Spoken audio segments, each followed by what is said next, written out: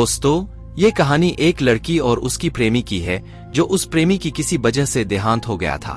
अंत में उस लड़की का क्या हुआ चलिए जानते हैं। जब अनीता विश्वविद्यालय गई तो वह परिसर में एक छात्रावास में चली गई। इसी तरह उसकी मुलाकात 20 वर्षीय महिला टीना से हुई, जिसके साथ वह कमरा साझा करती थी। टीना एक बहुत ही अजीब व्यक्ति था, एक छाया की तरह। वह बहुत ज्यादा नहीं बोलती थी, कभी मुस्कुराती नहीं थी और हमेशा अपने तक ही सीमित रहती थी।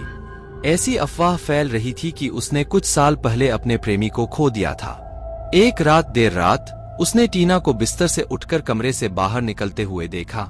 सबसे पहले अनीता ने सोचा कि वह बस शौचालय जा रही है और उसने वास्तव में कोई ध्यान नहीं दिया। हालांकि थोड़ी देर बाद उसे एहसास हुआ कि टीना अक्सर आधी रात को बाहर निकल जाती थी और वह घंटों तक वापस नहीं आती थी। धीरे धीरे अनीता बहुत शक्की हो गया।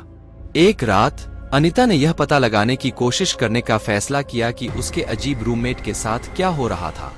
उसने सोने का नाटक किया और टीना के बाहर जाने का इंतजार करने लगा। हमेशा की तरह टीना बिस्तर से उठ गया और चुपचाप कमरे से बाहर चला गया।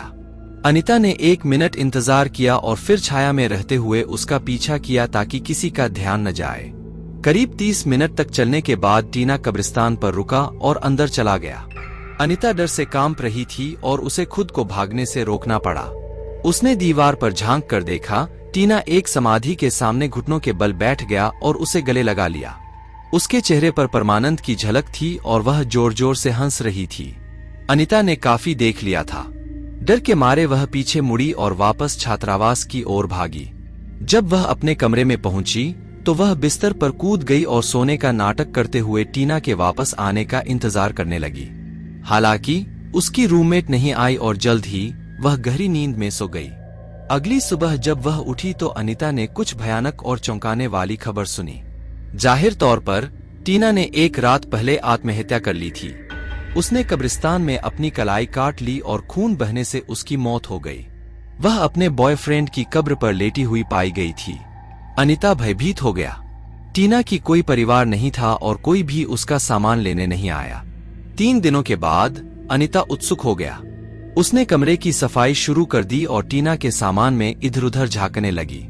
उसे एक डायरी मिली और उसने पन्ने पलटे। जब वह अंतिम पन्ने पर आई तो ठिठक गई। वहां रक्तलाल अक्षरों में लिखा था, मुझे पता है, तुमने देखा।